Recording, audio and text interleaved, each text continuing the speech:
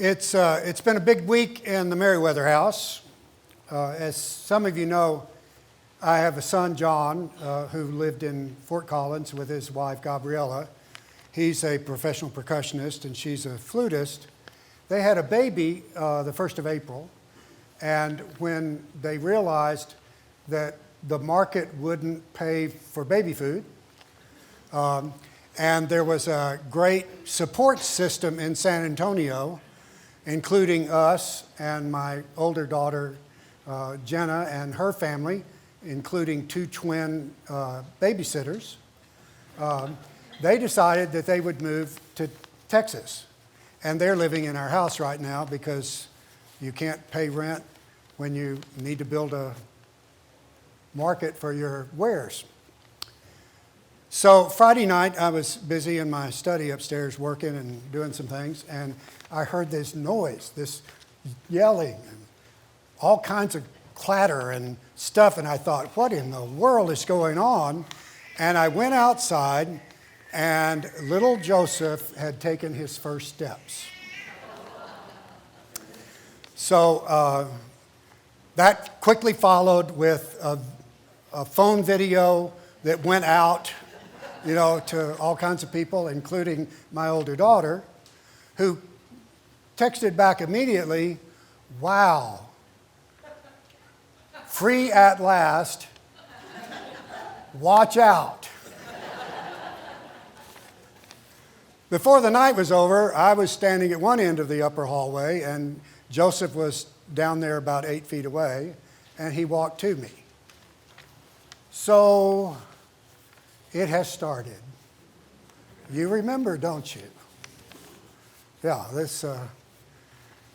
you don't ever want to be in a hurry to teach a child how to walk.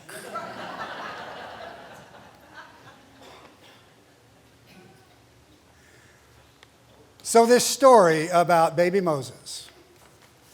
When was the first time you heard this?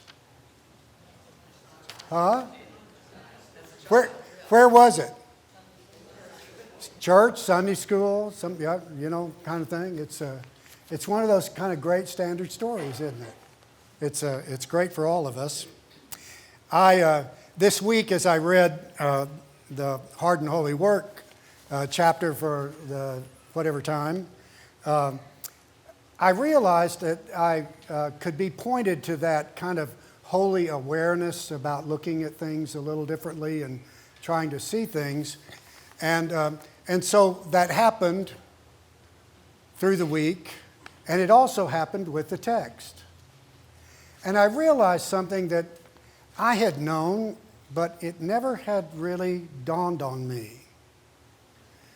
When you read a little later in the text, and you find out that Moses is worried about what's happening to Jewish brothers and sisters under Pharaoh's hard labor, I wondered, so where did he get that Jewish identity? How did that come about? It's the mother. It's the mother. Strong Jewish women to this day. Strong Jewish women back then who could not sit in the synagogue and had to be behind a curtain with their children and no nursery, taught their children the faith and gave them Jewish identities. Home has been a place of moral and of identity formation forever. In my previous life at another church where I was an associate, I did marriage workshops. And it was great fun. We'd have 12, 14, whatever, couples 2 or 3 times a year. And one of the things we used was an instrument for marriage preparation and assessment and that kind of thing called Prepare Enrich. Real great instrument. And in this instrument, there were 20 questions that were really interesting. They were questions that the people would answer, and you would see a distribution on a matrix about their idealization of what marriage should be and their conflict resolution strategies when marriage wasn't that way. It was amazing. I learned a lot, and one of the things I learned was that the idealization, what I call Valentine's marriage, really isn't the way that we become closely connected as couples in marriage. If we don't learn how to resolve conflict, then we don't build great marriages, right? And so that's just a task you have to learn. What was interesting about this instrument was that in 90% of the cases, 90% of the cases, the conflict management strategy of both of the people came from their family of origin. They learned to fight the way their parents fought.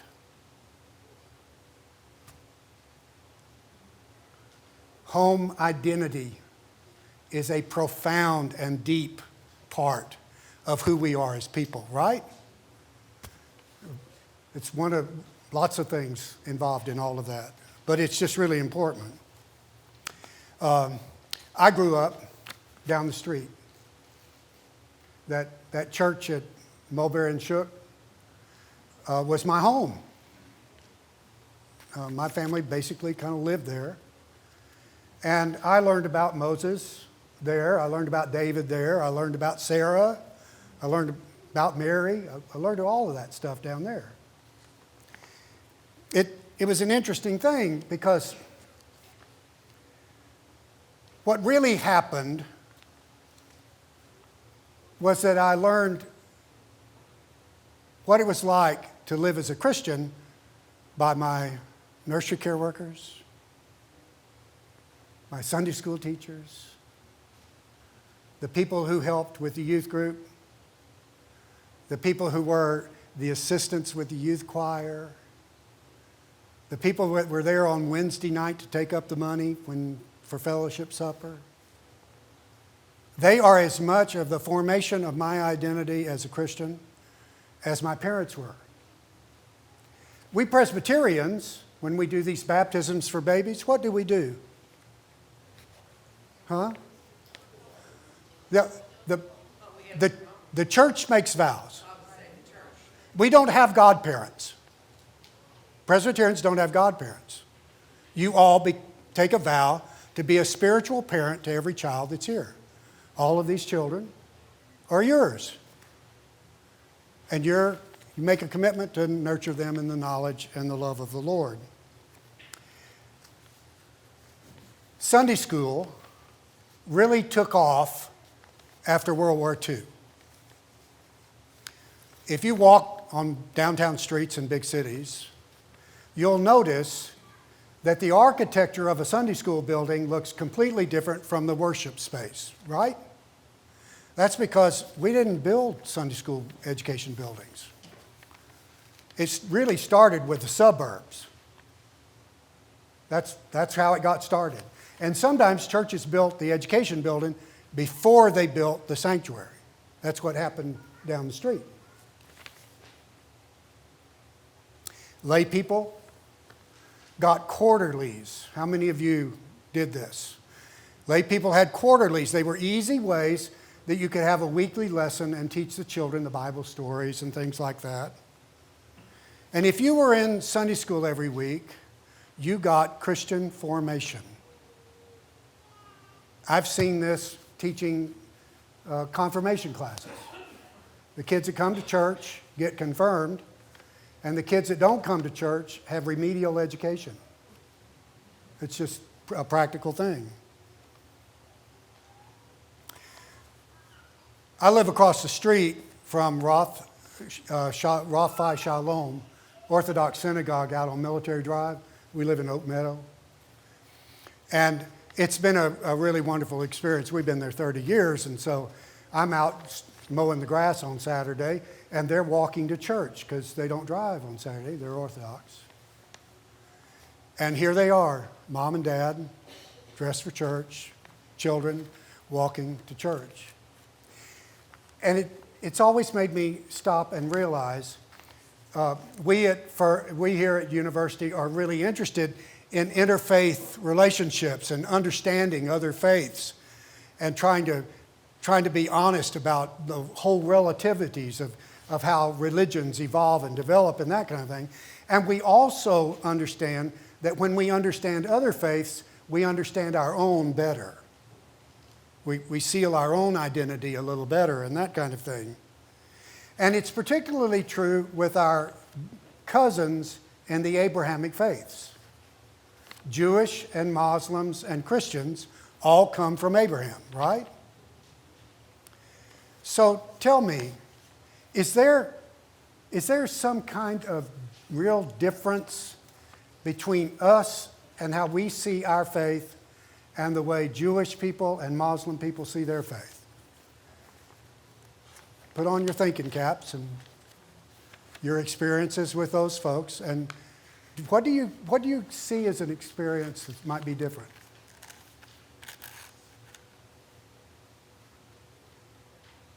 You know, I could stay here all day. I don't have anywhere to go. The movie doesn't start till 3 o'clock. Very little difference. Grace. Huh? Grace. Yeah, well. Family values. Well, they all three have great family values. Yeah. There is a difference. The commandments to love others as ourselves. Yeah, the commandments to love others as ourselves, right? But that's Jewish, Old Testament, right? It's a little different with Jesus. He says, love others the way I love you. You know, that's a difference. But, and you said what? Incarnation, yeah. Here's the real difference. Stop and think about this. In the development of Christianity, somewhere around 300, we started fighting over beliefs. Nicaea was 325. We were arguing about the deity and humanity of Jesus. We kept arguing over things, and by the time of Augustine, he wrote all of these treatises against the Pelagians and the Donatists and the Gnostics and all that kind of thing. And Christianity became orthodoxy on the basis of what you believe. Right? Yeah. That's and it goes on even in the Reformation. Because that whole thing about sin and having to pay for your sins and do stuff and this kind of thing, it was a fight over belief. Grace, you're saved by grace, kind of thing. Even Martin Luther, in his doctrine of vocation, which was different from Calvin's. Calvin's vocation is really his distinctive contribution. But Luther said, it's the priest and the holy people that do the religious stuff, and we work at our station in the secular world. And the real division between holy and secular came with that. So Luther let us off the hook. And for the most part, Christianity's been a faith about what you believe in distinction from others, like incarnation or things like that. Jewish people, it's a way of life. They're really practical. They're not worried too much about orthodoxy, but they are worried about orthopraxy. Muslim people, prayer 5 times a day. Being faithful is something you do in a lifestyle. And that's a real difference. We started Sunday schools in the 50s, and something happened. We started building the Sunday school buildings like we got. And Sunday school became a place where you learned about what Christians believe. And when you grew up, you knew enough about what Christians believed, and you didn't go to Sunday school. You didn't need to go to Sunday school anymore. You graduated. you were confirmed. Okay? That wasn't true down the street. You know, they took up the offering in the Sunday school classes down there when I was a kid. But Presbyterians who have always said that they are a denomination that honors education, right? My favorite elder of all time, Jack Simmons, about 6 months after I showed up at Bernie, he was in my office, and he said, you know, I've been in several Presbyterian churches in my life, and this is the first Presbyterian church I've ever been in that doesn't have a children's center. We believe in education, and I'm not going to stop until we get one here. It took him 15 years, but he got his children's center. But what's interesting is we have one of the lowest attendances in Sunday school and education groups of any denomination in America. Did you realize that? The lowest percentage of adults that are actively involved in continuing education. So let me ask you a question. If you had a high school diploma, could you be doing your profession right now?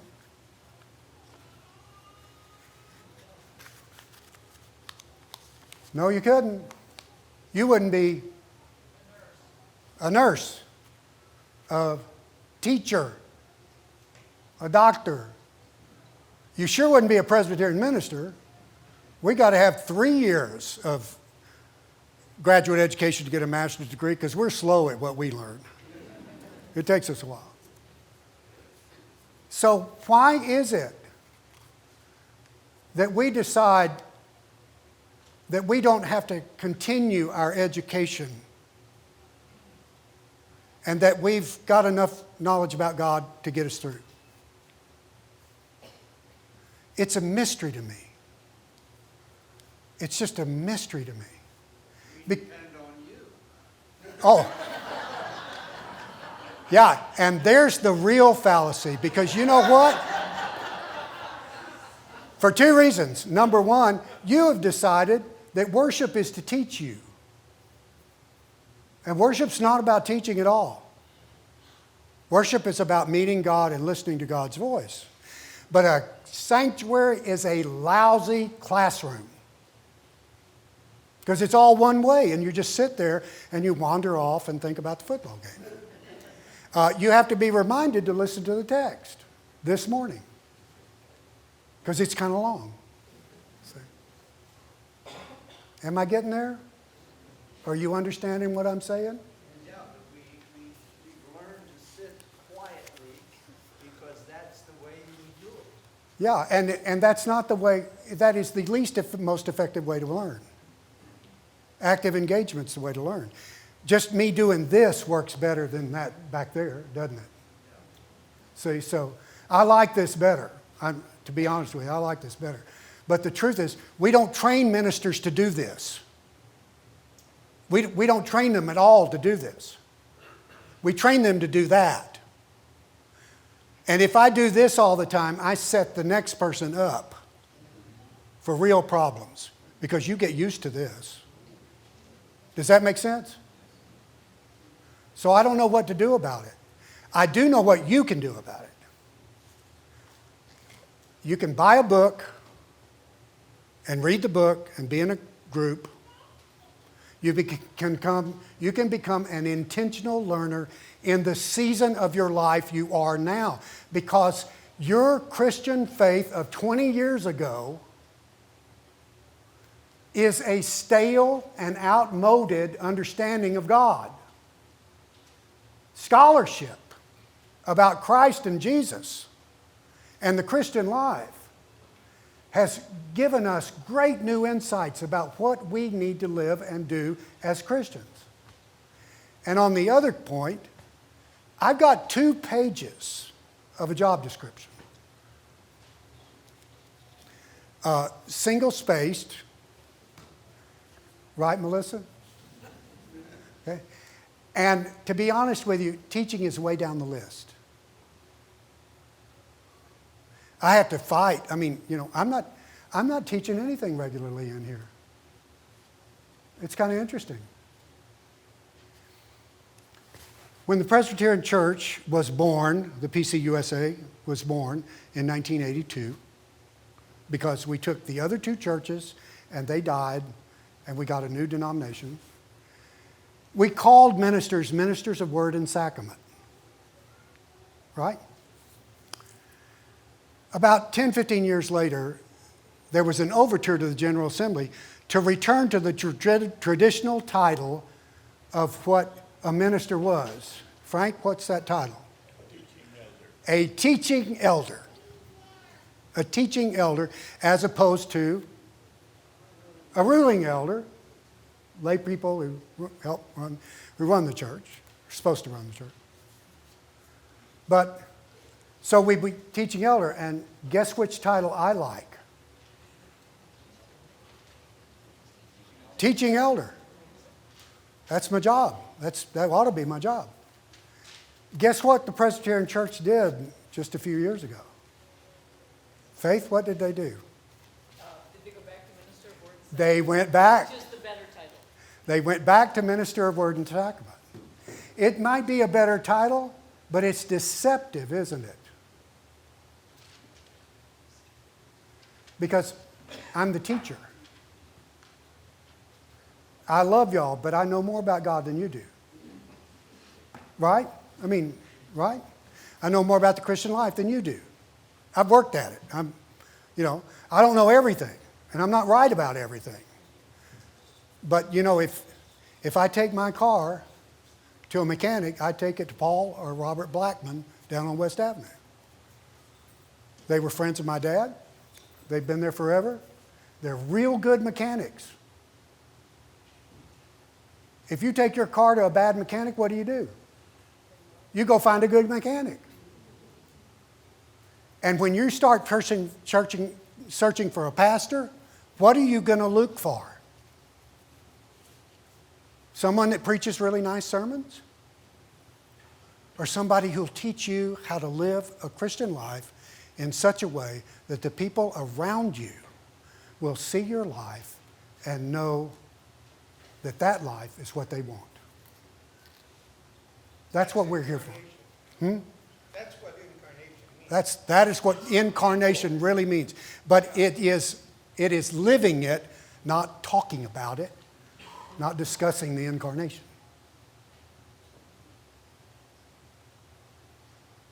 I have great hopes for you. I think you know that. I wouldn't be here if I didn't. I don't need this. And I've wanted it, and I love it. But folks, the churches that are going to be here in 30 or 40 or 50 years are the churches where people are living the life and want to live it better and not content with an elementary school education. Amen.